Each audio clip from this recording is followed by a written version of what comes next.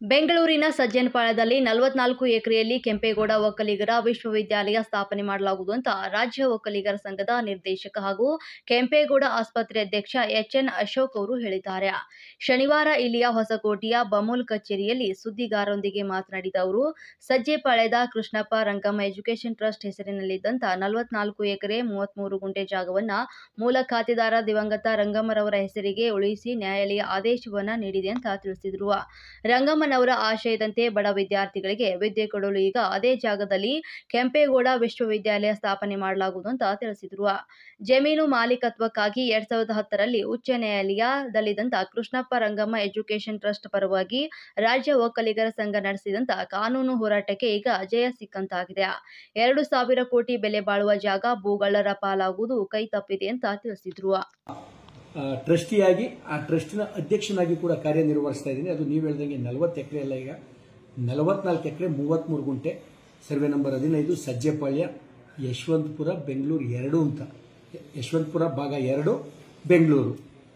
ಅದು ಅನೇಕ ಭೂಗಳ್ಳರ ಭೂದಾಹದಿಂದಾಗಿ ಅದು ನಮ್ಮ ಕೈ ತಪ್ಪೋಗಿತ್ತು. 2010ನೇ ಇಸ್ವಿಲಿ ಕರ್ನಾಟಕ ಉಚ್ಚ ನ್ಯಾಯಾಲಯ ಒಂದು ವಿಭಾಗೀಯ ಪೀಠ, ನ್ಯಾಯಮೂರ್ತಿ ಜಸ್ಟಿಸ್ ಎನ್ ಕುಮಾರ್ ಅವರನ್ನು ಒಳಗೊಂಡಂಥ ವಿಭಾಗೀಯ ಪೀಠ ಒಂದು ಆದೇಶವನ್ನು ಕೊಟ್ಟಿತ್ತು.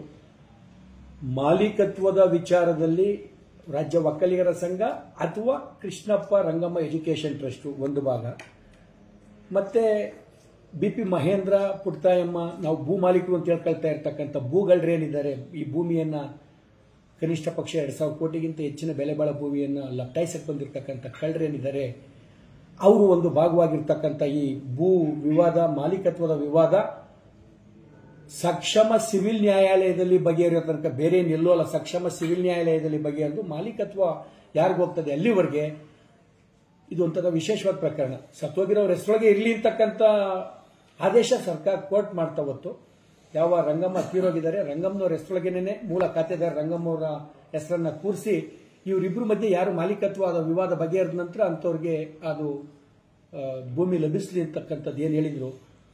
ಅನೇಕ ಕಂದಾಯ ಇಲಾಖೆಯ ಕೆಟ್ಟ ಭ್ರಷ್ಟ ಲಂಚಕೋರ ಅಧಿಕಾರಿಗಳು ಈ ಭೂ ಮಾಲೀಕರು ಅಂತ ಹೇಳ್ಕೊಳ್ತಾ ಇರೋಂಥ ಭೂಗಳರಿಂದ ಅನೇಕ ಲಂಚ ಆಮಿಷಗಳಿಗೆ ಬಲಿಯಾಗಿ ರಂಗಮ್ಮವರ ಹೆಸರೊಳಗಿದ್ದಂಥ ಖಾತೆಯನ್ನು 2017ನೇ ಇಸ್ವಿ ಒಳಗೆ ಯಾವುದೋ ಒಂದು ನಕಲಿ ಆದೇಶ ಅಥವಾ ತಪ್ಪು ಆದೇಶ, ನಕಲಿ ಅನ್ನೋದಕ್ಕಿಂತ ತಪ್ಪು ಆದೇಶವನ್ನು ಅದರೊಳಗೆ ಎಂಟ್ರಿ ಮಾಡಿ ಈ ಅಮ್ಮನ ಕೈ ಬಿಟ್ಬಿಟ್ಟಿದ್ರು. ಪುನಃ ಕಾನೂನು ಹೋರಾಟ, ಶಾಸಕರು ಮಂಜೂರವರು, ಅರಕಲಗೂಡು ಶಾಸಕರು, ಮಾಜಿ ಸಚಿವರು ಕೂಡ ಅವರು ಹಿಂದೆ ಒಕ್ಕಲಿಗರ ಸಂಘ ನಿರ್ದೇಶಕರಾಗಿ ಕೂಡ ಓಲೆ ಮಂಜು ಅಂತ ಪ್ರಸಿದ್ಧಿಯಾಗಿರ್ತಕ್ಕಂಥವ್ರು. ಅವರನ್ನು ಕರೀತಕ್ಕಂಥದ್ದೇ ಓಲೆ ಮಂಜಣ್ಣ ಅಂತ. ಅವರು ವಿಧಾನಸೌಧದಲ್ಲಿ ಎತ್ತಿ ಗಟ್ಟಿ ಧ್ವನಿಯಲ್ಲಿ ಮಾತಾಡಿದಂಥದ್ದು. ಅವರಿಗೆ ಧ್ವನಿಯಾಗಿ ಮಾಗಡಿ ಶಾಸಕರಾದಂಥ ಬಾಲಕೃಷ್ಣ ಅವರು ಕೂಡ, ಮತ್ತೆ ನಮ್ಮ ಶರತ್ ಬಚ್ಚೇಗೌಡರು. ಒಟ್ಟಾರೆಯಾಗಿ ಹೇಳಬೇಕು ಅಂದರೆ ಕಂದಾಯ ಇಲಾಖೆಯ ಅತ್ಯಂತ ದಕ್ಷ ಅಧಿಕಾರಿ ಆಮ್ಲನ್ ಆದಿತ್ಯ ಬಿಸ್ವಾಸ್, ಪ್ರಾದೇಶಿಕ ಆಯುಕ್ತರು ಕಂದಾಯ ಇಲಾಖೆ, ಇವರ ಒಂದು ನಿಷ್ಠೆಯಿಂದ ಇರ್ತಕ್ಕಂಥ ನ್ಯಾಯ ಕೊಡಿಸ್ತಕ್ಕಂಥ ಒಂದು ತನಿಖಾ ವರದಿ ಏನನ್ನು ಮಾಡಿದ್ರು. ಆ ತನಿಖಾ ವರದಿಯ ಅನುಷ್ಠಾನ ಇವತ್ತು ಪುನಃ 44 ಎಕರೆ 33 ಗುಂಟೆ ಶ್ರೀಮತಿ ರಂಗಮ್ಮ ಕೋಂ ಕೃಷ್ಣಪ್ಪನವರ ಹೆಸರಿಗೆ ಬಂದು ಕೂತ್ಕೊಂಡಿರ್ತಕ್ಕಂಥದ್ದು. ಏನಾಗಲೇ ಆ ಜಾಗ ಮಾಲೀಕತ್ವನೇ ಇಲ್ಲದಿರ್ತಕ್ಕಂಥ ಭೂಗಳ್ಳರಿಗೆ ಬಡಾವಣೆ ನಕ್ಷೆ ಅನುಮೋದನೆ ಕೂಡ ಆಗೋಗಿತ್ತು. ಬಡಾವಣೆ ನಿರ್ಮಾಣಕ್ಕೋಸ್ಕರ ನಕ್ಷೆ ಅನುಮೋದನೆ 55 ಕೋಟಿನೋ 60 ಕೋಟಿನೋ ಡೆವಲಪ್ಮೆಂಟ್ ಚಾರ್ಜಸ್ಸು, ಅದಕ್ಕೆ ಬೇಕಾಗಿರ್ತಕ್ಕಂಥ ತತ್ಸಂಬಂಧ ದುಡ್ಡನ್ನು ಕಟ್ಟಬೇಕಾಗಿರೋದನ್ನು ಬಿಡಿಗೆ ಕಟ್ಟಿ ಅವ್ರಿಗಾಗಲೇ ಅನುಮತಿನೂ ಕೂಡ ಸಿಕ್ಕಿತ್ತು. ಅಂಥ ಸಂದರ್ಭದಲ್ಲಿ ಈ ಕಂದಾಯ ಇಲಾಖೆಯ ಒಬ್ಬ ದಕ್ಷ ಅಧಿಕಾರಿ ಏನೆಲ್ಲ ಮಾಡ್ಬೋದು ಅಂತಕ್ಕಂಥ ತೋರಿಸ್ಕೊಟ್ಟಿರ್ತಕ್ಕಂಥದ್ದು ನಿಜವಾಗ್ಲೂ ಕೂಡ ರಂಗಮ್ಮನವರು ಏನು ಇದನ್ನು ಒಳ್ಳೆ ಉದ್ದೇಶದಿಂದ ಆಕೆಯ ಗಂಡನ ಹೆಸರು ಚಿರಸ್ಥಾಯಿಯಾಗಿ ಉಳಿಬೇಕು ಅನ್ನೋಂಥ ಒಳ್ಳೆಯ ಹೆಸರಿಂದ ಕೊಟ್ಟಿದ್ರು. ಅದು ಆತ್ಮ ಎಲ್ಲೋ ಆಕೆ ಆತ್ಮ ಇದ್ದು ಈ ಭೂಗಳ್ಳರ ಆಮಿಷಕ್ಕೆ ಸಿಗದಂಗೆ, ಭೂಗಳ್ಳರ ಕೈಗೆ ವಶವಾಗದಂಗೆ ಆಕೆ ಆತ್ಮ ಕಾಪಾಡ್ತಾ ಇದೆ. ಅದಕ್ಕೆ ಸಂಬಂಧಪಟ್ಟಂತೆ ಇಂಥ ಎಲ್ಲ ಬೆಳವಣಿಗೆಗಳು ಕೂಡ ಆಗ್ತಾ ಇದೆ ಅಂತ ಒಬ್ಬ ಭಾರತೀಯನಾಗಿ, ಹಿಂದೂ ಸನಾತನ ಧರ್ಮದ ಕರ್ಮ ಸಿದ್ಧಾಂತವನ್ನು ನಂಬೋನಾಗಿ ಆಕೆ ಆತ್ಮನೇ ಇದನ್ನ ಉಳಿಸ್ತಾ ಇದೆ ಅಂತ ನಾನು ಭಾವಿಸ್ತೀನಿ. ಸರ್, ಈಗ ಕೋರ್ಟಿಂದನ ಈಗಾಗಿರ್ತಕ್ಕಂಥ ಆದೇಶ ಪಹಣಿ ಒಳಗೆ ಬಂದಿರತಕ್ಕಂಥದ್ದು ರೆವಿನ್ಯೂ ಡಿಪಾರ್ಟ್ಮೆಂಟ್ ಆದೇಶ. ಆ ಮೂಲಕ ನಮಗೆ ಪಾಣಿ ಖಾತೆ ಸಹಿತವಾಗಿ ಪಾಣಿ ಆಗಿದೆ. ಸರ್, ಬೆಂಗಳೂರಲ್ಲಿ ಭೂಗಳ್ಳರನ್ನು ಎದುರಿಸೋದು ತುಂಬಾ ಕಷ್ಟ. ನಿಮ್ಮ ಹೋರಾಟದ ರೂಪುರೇಷೆ ಹೆಂಗಿತ್ತು? ಇದು ನನ್ನೊಬ್ಬಂದು, ಇದು ಸಾಮೂಹಿಕ, ನಿಮ್ಮ ಹೋರಾಟದ ನಮ್ಮ ಸಾಮೂಹಿಕ ಸಂಘಟಿತ ಪ್ರಯತ್ನ. ನಾನು ಕೃಷ್ಣ ಪರಂಗಮ್ ಎಜುಕೇಶನ್ ಟ್ರಸ್ಟ್ಗೆ ನನ್ನ ಒಬ್ಬ ಧರ್ಮದರ್ಶಿಯನ್ನಾಗಿ ಮಾಡಿ ಸಜ್ಜೆಪಾಳ್ಯ ಜಮೀನು ಉಳಿಸಿ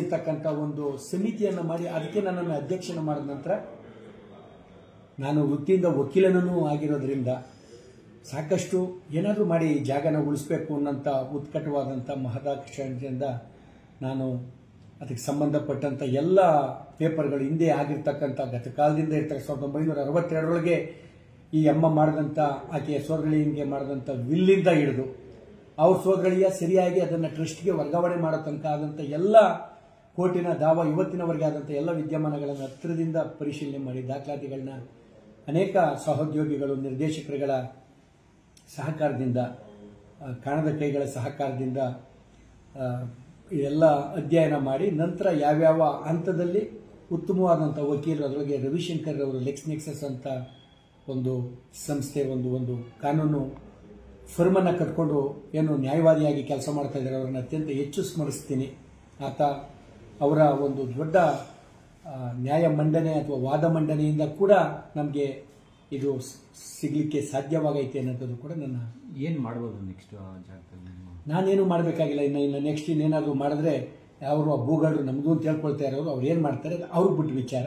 ರಂಗಮ್ಮ ಅವ್ರ ಹೆಸರಿಗಿರಬೇಕು ಅಂತ ಹೈಕೋರ್ಟ್ ಆದೇಶ ಆಗಿದ್ದು ಅದನ್ನು ಸುಪ್ರೀಂ ಕೋರ್ಟು ಕೂಡ ಎತ್ತಿಡಿದಂಥದ್ದು ಇವತ್ತು ಪುನಃ ಆ ಯಥಾಸ್ಥಿತಿಗೆ ಮರಳೈತೆ.